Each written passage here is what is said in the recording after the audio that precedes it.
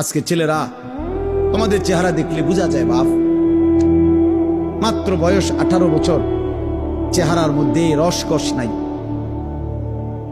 16, 18, 20 বছরের ছেলেদের সাফা ভিতরে ঢুকে গেছে। তোমাদের চুল দেখলে বোঝা যায়, তোমাদের চেহারার বিমর্ষ ভাব দেখলে বোঝা যায় গুনাহ করতে করতে তোমরা ক্লান্ত, গুনাহ করতে করতে ক্লান্ত। অনেক ছেলে আছে, আমি তো জানি ভাই, আমার অনেক ছেলের সাথে সম্পর্ক আছে, শত শত ছেলের সাথে।